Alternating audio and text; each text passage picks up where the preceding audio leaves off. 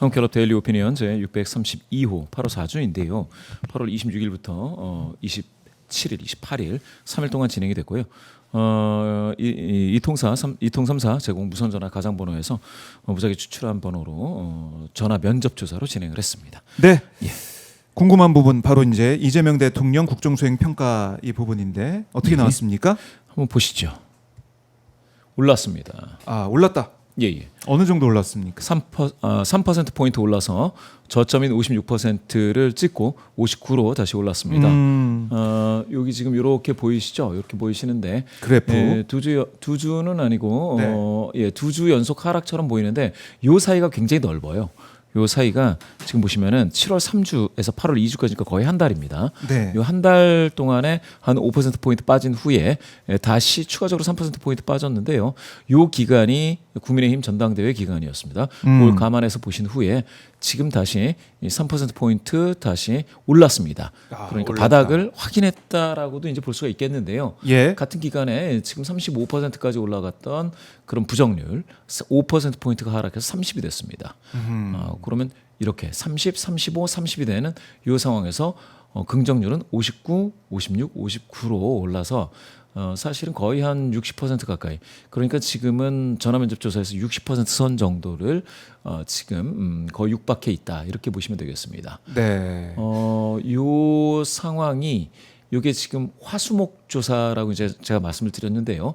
국민의힘 전당대회가 이제 결선으로 들어가면서 다시 여론조사가 있었던 시기에서 바로 직후입니다. 그렇게 따진다면 국민의힘 전당대회 컨벤션이 많이 이어진다고 했으면 이때에도 이렇게 3% 오를 때에도 그 효과가 일부 나타난다라고 할 수 있을 텐데요. 네. 예, 그렇지만 조금 이따 이제 그 이유를 보시겠지만 외교 무대에서 이재명 대통령 지금 방일 또 방미 또 해서 한일 정상회담, 한미 정상회담이 있었던 그 시기의 여론도 그대로 반영이 됐다. 따라서 대통령 긍정률 차원에서 본다면 악재도 있었지만 또 호재도 있었다. 이렇게 봐야 될 것 같습니다. 그래요. 그러니까 지난주에 저희가 말씀을 나눌 때 이게 이 그래프가 밑으로 내려오느냐, 그러니까 꺾이면서 내려가는지 이번 주가 중요하다라고 말씀해 주셨는데 일단은 어떻게 보면 바닥을 좀 확인하고 올라가는 모양새가 됐다라는 건데요. 예. 자, 긍정평가 이후 부정평가 이후를 좀 보면서 더 가보죠. 언급하신 것처럼 예. 이제 외교가 제일 많이 꼽힐 수밖에 없을 것 같아요. 예, 맞습니다. 여기 보시면은 지금 594명이지 않습니까? 네. 긍정평가자. 그래서 59%지 않습니까? 여기 한 명만 더 들어왔으면 예. 반올린 데서 60입니다. 그렇네요. 예, 뭐 그렇게 될 수도 있다. 네, 예, 거의 그렇게 60. 예, 말씀드리고요. 60%. 예, 그리고 외교에서는 지금 플러스 17% 포인트가 좋아지면서 네. 21이 됐습니다. 21. 예. 긍정평가하시는 분들 중에서 이제 외교에 대해서 긍정한다라는 게 굉장히 이게 17% 포인트 이렇게 좋아지는 게 참 흔하지 않은데요. 예. 그래서 보시면 다른 여러 가지 이유가 있는데 그런 이유들이 전부 다 조금씩 빠지면서 외교 쪽으로 좀 몰리는 그런 현상을 보실 수가 있겠습니다. 이렇게 보시면은 외교에 대한 효능감이 상당하다.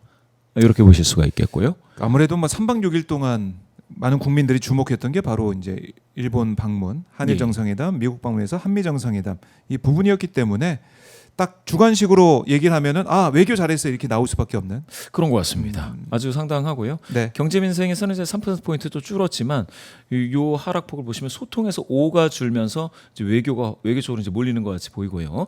추진력, 실행력, 속도감에서도 4가 줄어서 17에 이제 보태줬다라고 네. 볼 수가 있겠는데요.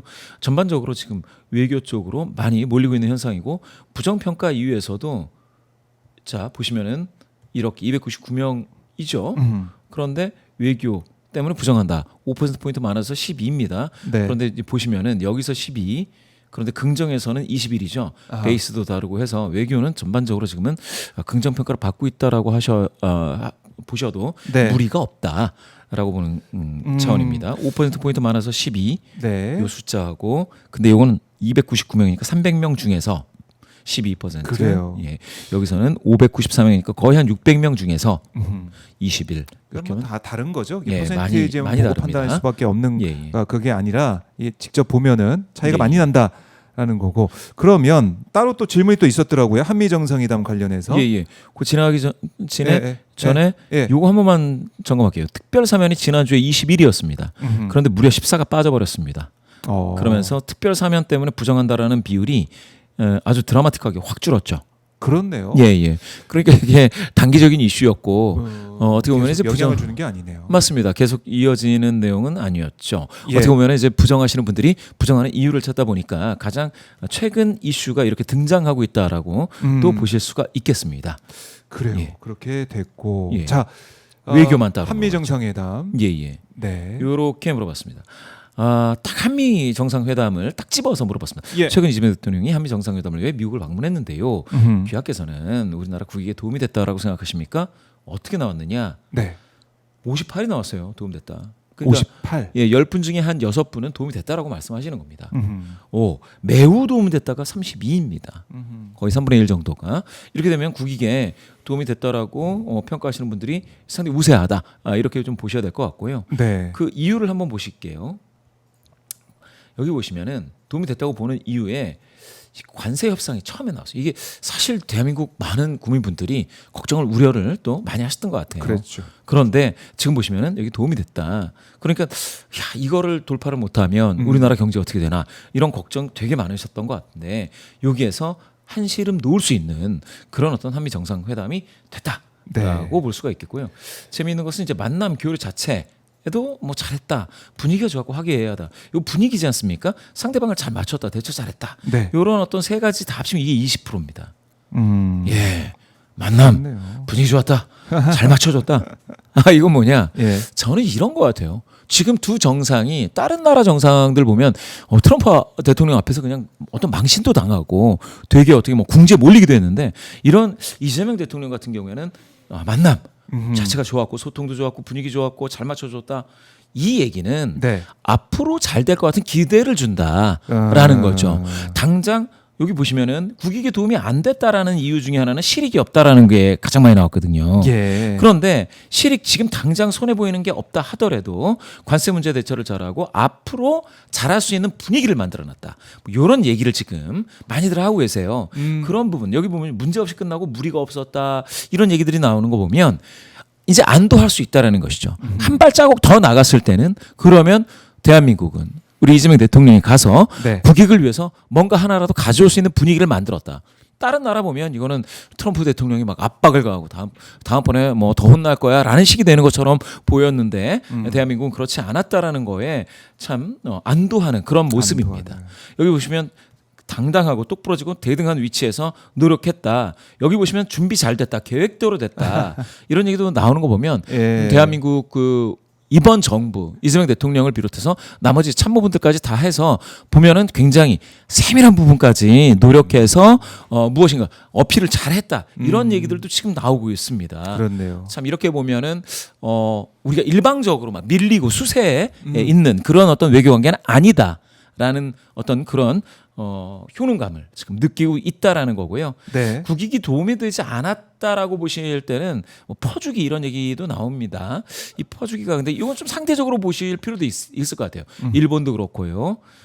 또 관세를 낮추지 못했다. 네. 15%보다 더 낮추기를 원하셨던 분들이 일부 있었던 것이죠. 무시당했다고 하는데 요거는 조금 뉴스를 더 보실 필요도 있지 않겠느냐. 일부 무시당한 게 없었던 것 같아요. 제가 그러니까요. 이거는 이제 언론에서도 많이 좀 우리가 무시당한 게 아니고 예. 다른 나라에 비해서도 괜찮았다라는 얘기가 이제 외신을 통해서 좀 나오는 게 있으니 좀 볼 필요가 있다. 여기 보시면 이제 합의 결정된 게 없고 받아낸 거 없다 이런 얘기도 나오는데 예. 이런 것들은 또 앞으로 더 보셔야 되는 부분도 일부 있다라는 좀 생각이 들고요. 그래서 여튼 한미 정상회담은 상당히 국익에 도움이 됐다라는 그런 응답이 우세했고요. 그런 평가에 따라서 대통령 긍정률도 3%포인트 5점 이내긴 하지만 네. 지금 바닥을 확인하고 다시 반등할 기미를 분명히 보이고 있다라는 측면 보셨습니다. 그러니까 한미 정상회담 외교 일정이 이재명 대통령 지지율 상승에 도움이 좀 많이 되고 있는 요인이다. 맞습니다. 잘했다 이런 평가가 나오고 있는 그런 느낌인데 예. 한미 정상회담 뭐 사실은 이게 여러 이제 평가 여러 여론조사 기관이 다 하고 있지만은 다 이제 잘했다라는 게 5, 60% 나오는 것 같아요. 맞습니다. 60% 가까이. 60%면 지금 보시면 58이라고 나왔지 않습니까? 네. 대통령 긍정률은 59였죠. 아하. 59, 58 어느 정도 비슷하고 또 이게 만약에 이게 지금 실무회담이었지 않습니까? 예. 이게 뭡니까? 국빈 방문이나 이런 국빈으로 거였으면 예, 초청받은 게 아니니까 만약에 국빈으로 초청받아서 화려한 무대였다면 이게 더 올라가죠. 그러면은 그럴 수 있겠네요. 예, 더 올라갈 수 있었을 텐데 네. 그런데 실무회담에서도 이 정도로 했다라는 건 상당히 고무적이다라고 볼 수가 있겠고요. 또 한 가지를 요걸 통해서 보시면은 깜짝 놀랄 일이 네. 한반도 주변 사국 정치 지도자 개별적입니다. 개별적으로 물어봤을 때 호감 호감. 이시바 일본 총리 27 나왔어요. 일본 총리가 제일 와. 높아요? 전 이거 보고 27? 진짜 깜짝 놀랐거든요. 27 나왔습니다. 이시바 총리가. 예. 트럼프 미국 대통령이 24인데 미국 대통령보다 더 예, 높게 나왔다. 더 좋아졌습니다. 아. 시진핑 주석이 이제 10 정도 나왔고 푸틴 이건 이제 전쟁 여파가 있죠. 네. 요거를 좀 갤럽은 이거를 시계열적으로 좀 비교를 해서 네. 보여주고 있는데요. 그게 요 내용입니다. 자, 여기 보시면 일본 총리 중에 호감도가 이게 지금 볼게요. 아베 시절 3, 4, 6, 5 한 자릿수예요. 네. 기시다 6. 6. 이시바 지금 27입니다. 어. 숫자 어마어마해요. 이시바가 두 자릿수 나온 것도 놀라운데 27 거의 27이 30%. 나왔습니다. 예, 30이 나왔습니다. 참 이거는 대단하죠. 그 미국 대통령은 좀 오바마 때 70이 넘었고요. 네. 트럼프 대통령은 최고치가 30%대였습니다. 1기 때. 음. 바이든 대통령 한 50 가까이 나왔는데 지금은 24입니다. 그러니까 아주 좋은 성적은 아닙니다. 그렇네요. 예, 예. 트럼프 대통령 개인적으로 봤을 땐 최고치가 이제 32가 나왔었다는 거 한번 기억을 해주시고요. 중국의 이제 시진핑 주석이 안타깝게도 초기에는 되게 높았어요. 60까지도 60을 육박했는데 시진핑 주석은 꾸준히 낮아져서 지금은 10%에 겨우 이제 들어섰다 이렇게 네. 봐야 될 것 같고 많이 낮아졌죠. 낮아졌네요. 예, 예. 처음보다는. 그런 일본의 요 과정을 보면 저는 이 우리 이재명 대통령 지금 이시바 총리하고의 네. 그 회담 때에도 보여줬지만 사실상 굉장히 큰 폭의 굉장히 이큰 어떤 양보 내지는 미래를 향해서 큰 어떤 결정들을 했지 않겠습니까? 그러한 효과도 있다라고 볼 수가 있겠고요. 이시바 총리에 대한 지금 일본에서의 그 어떤 지지도가 네. 30%대로 회복했습니다. 그러게요. 예, 회복했죠. 그러니까 마이니치가 사실은 우리 국민들 입장에서 과거사 얘기 이걸 제대로 하지 않은 부분에 대해서 그렇죠. 지적하는 목소리도 있지만 이 한일 관계 더 나아가서는 한미일 관계를 풀어가기 위한 고육지책이다 이런 또 분석도 예. 나오고 있는데 어쨌든 이시바를 좀 살려내야 그렇죠. 이 분위기를 그나마 좀 이어가는 게 아니야 이런 생각도 하시는 것 같아요 우리 국민들께서. 맞습니다. 그런 측면에서 봤을 때 지금 이시바 총리를 살린 사람은 이재명 대통령이 아닌가. 그렇죠. 예. 살려준 거죠. 그렇죠. 지금 네. 보시면은 마이니치하고 요미우리 또 아사히 등이 전부 다 30%대를 기록했습니다. 이시바 총리가 그 전에 20%대면 그러면 이건 이제 갈리거든요. 총리가 네. 이제 갈려야 되는데 지금 그거를 그 위기를 극복했다. 그 극복하는데 아슬아슬. 예, 이재명 네. 대통령이 큰 역할을 해줬다라는 측면에서 본다면 지금 일본은 우리나라를 좀 고마워해야 될 그런 상황이 아닌가 하는 생각도 들고요. 그런 측면에서는 일본 정부에서도 아주 적극적으로 전향적인 자세로 우리나라 국민분들의 마음을 이해하고 네. 접근을 해와야 된다 이렇게 좀 볼 수 있겠습니다. 그러게 말입니다. 27이면 놀라운 점수예요. 대한민국에선. 네. 예. 한일 관계가 또 좋아질 것 같기도 하고 또 셔틀 외교가 또 더 활발해질 것 같은데 그러기 위해서는 이시바 총리가 자리를 더 지켜줘야 된다 이런 차원으로 느껴집니다. 예, 예, 그렇습니다. 그렇고 눈에 띄는 부분이네요. 예.